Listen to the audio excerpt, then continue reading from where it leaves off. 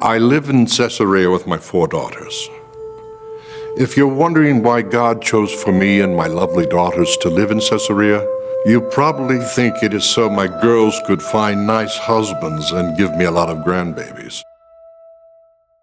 So far, that doesn't appear to be the case, since they are still blessing their mother and me with their daily presents. At least 4 daughters don't eat as much as 4 sons would. And they prophesy. 2 cities in Israel had remarkable influence on the growth of the early church. The church started in Jerusalem, but because of persecution, it soon began to spread to other places. A port city on the Mediterranean Sea was maybe more important to the spreading of the gospel than Jerusalem, Caesarea. I believe God placed us here in Caesarea so we could help the many missionaries who were leaving Israel to spread the gospel. It's probably not obvious why Caesarea would be that critical, so let me tell you about my hometown. Although the Bible doesn't give a lot of information about Caesarea, you can easily infer its importance to the Christian movement and many of its key characters when you read the book of Acts. Since the beginning of recorded time, the primary trade route across Israel was the way of the sea, or the Via Maris. This trade route linked Egypt with Syria, then on to the rest of the world, the most important route across the Fertile Crescent. The route came from the Sinai in Egypt, up the west coast of Israel, cut across the Jezreel Valley near Nazareth, to Tiberias on the Sea of Galilee.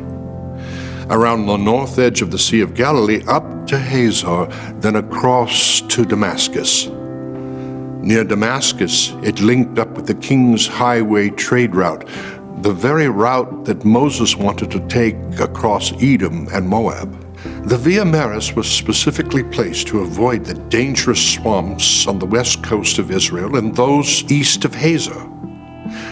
Those swamps no longer exist. Why didn't ancient traders just put their goods on big ships and use ports along Israel's coast? They would have loved to, but it was not possible. A huge amount of sand is continually dumped into the Mediterranean Sea from rivers in northern Africa, especially Egypt. The water currents push the sand up the coast of Israel so that there are no natural deep-water ports on the southeast side of the Mediterranean Sea. The story of Jonah? Yes. There are some shallow-water ports, like Joppa, but there are not any natural deep-water ports. And that is why King Herod the Great got incredibly rich. Mentally unstable, but one of the best builders of all time, Herod the Great built the Temple Mount in Jerusalem, a palace in Masada, moved a mountain, built a palace on it in Herodium, and had many other major building projects. I believe his greatest project was Caesarea, sometimes known as Caesarea Maritima, Caesarea by the sea. Herod and his engineers invented a type of cement that would set underwater. Then they constructed some huge seawalls and created the deep water port of Caesarea. For the first time, large ships could dock in Israel. In fact, the harbor was so large that 100 ships could dock there at a time. Since Herod now controlled the Via Maris trade route, he made a fortune. Virtually all ship travel and shipping commerce moving through Israel had to come through Caesarea. Caesarea was built about 20 years before the birth of Jesus. Herod built a beautiful palace, and a huge marble-clad city arose where nothing had been before. He built a magnificent aqueduct all the way from Mount Carmel to service the city. The remnants of that aqueduct and city will still be seen 2,000 years later. Visitors to the site of Caesarea today are awed by the huge semicircular theater. Originally, it was marble-clad and was quite a wonder. Ironically, one of Herod's arrogant grandsons died in Caesarea, possibly in this marble theater, when God struck him with worms. The Romans highly preferred living in Caesarea over anywhere else in Israel, especially Jerusalem. They hated the 70-mile walk uphill to Jerusalem where the Jews were hateful and rebellious. It was much more pleasant to live by the beautiful sea, with the added benefit of being able to get to Rome much quicker. Very few people could swim in those days, but they still loved the stunning nearby beach. Traveling on the sea in my time was much different than taking a cruise in modern times. Our ships were primarily used to transport goods, not people. If you wanted to take a voyage, you were probably going to travel on a merchant ship or a cargo ship. The bigger the ship, the safer you would be. You paid the captain whatever he asked, and that entitled you to find a place to lie on the deck. The more travelers, the less space you had. If a diplomat or soldier needed to get somewhere, you might even lose your place entirely. You were required to bring your own food and water. You probably brought some rope, too. That way, if a storm came up, you might be able to find a way to tie yourself down instead of being washed overboard to a sure death. Ships of that time went at the mercy of winds and currents. Sailing during the winter was nearly suicidal, and sailing near the winter season was dangerous. One part of the year, the prevailing wind would blow you one way, and in another part of the year would blow you another way. The pagans believed the winds were predictable until their gods changed their minds, in which case they went whichever way the gods wanted them to go. That's one reason why all sailors and travelers were superstitious, and a reason why there are now hundreds of thousands of shipwrecks at the bottom of the Mediterranean Sea. At its largest, Caesarea had a population of 125,000, but it had a relatively small amount of Jews and Christians. Because we lived in Caesarea, we were able to give travelers the very best tips, some food and water, and a place to rest. We were also able to make friends with some of the important people of the town and evangelize them whenever possible. Remember the story of Cornelius the centurion that Peter told? Cornelius was from Caesarea, probably a God-fearer, so you might guess that he could have been a good friend of mine.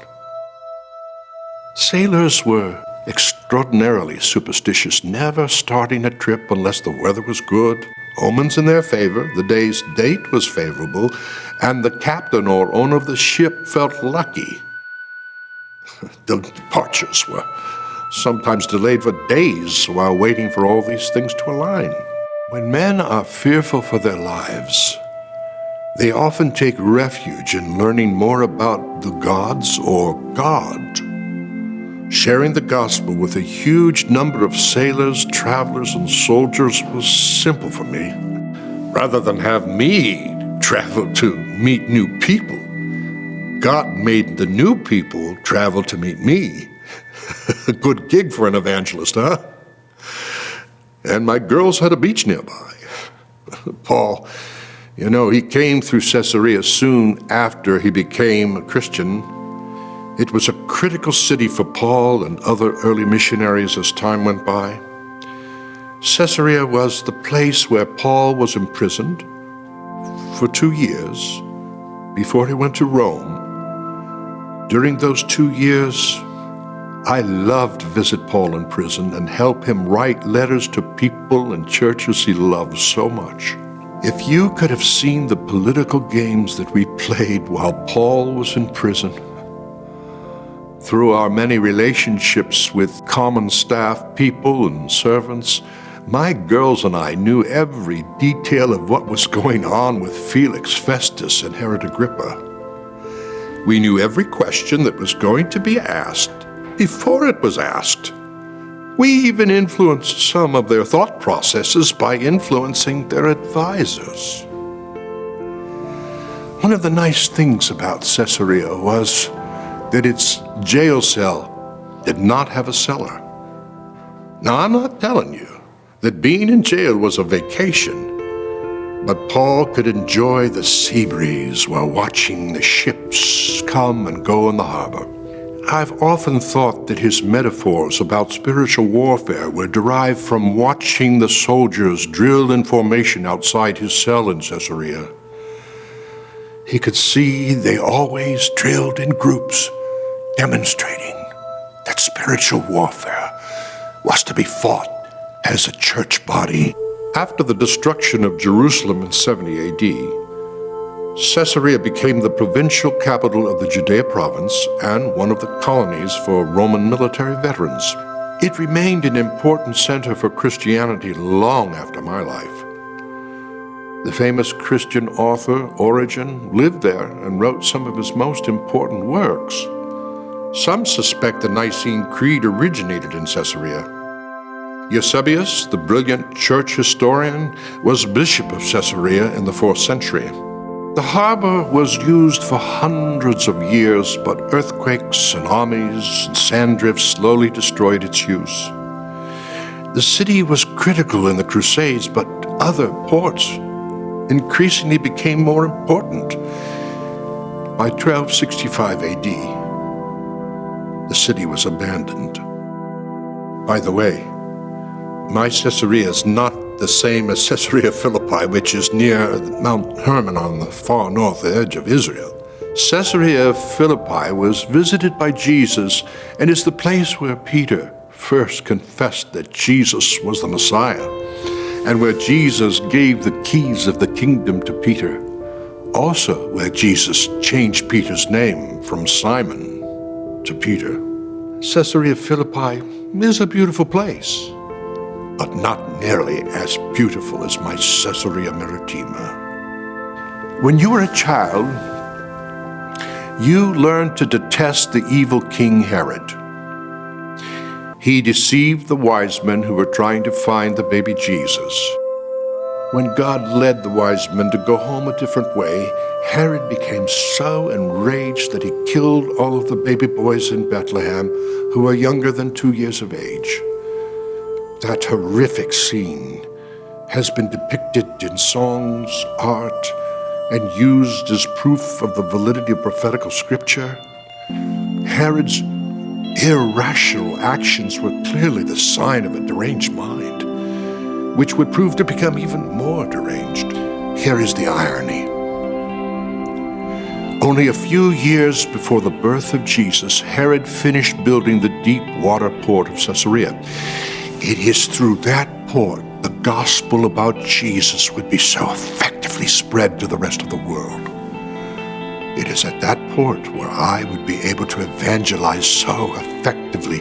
It was at that port where Paul influenced so many people, wrote some of his most important letters, and was enabled to go to Rome in a capacity where he could influence people in very important positions. Not only that, but when Herod built the Temple Mount in Jerusalem, he added the Antonia fortress to it so the Romans could keep peace in the city, but live a secluded life that didn't arouse the resentment of the Jews. When Paul came to the temple after his third missionary journey, he was arrested on vague charges. However, Paul, the man who wrote much of the New Testament, surely would have died at the temple that day if the soldiers hadn't rushed from the Antonia fortress to rescue him and bring him to Caesarea a short while later. Without his knowledge, King Herod helped ensure the word of God spread throughout the world and throughout the ages. So, wasn't he one of the most effective evangelists in the history of Christianity? And maybe why God chose for me to live here, to see it all, along with my 4 daughters, my 4 lovely daughters. May they find husbands and have grandbabies.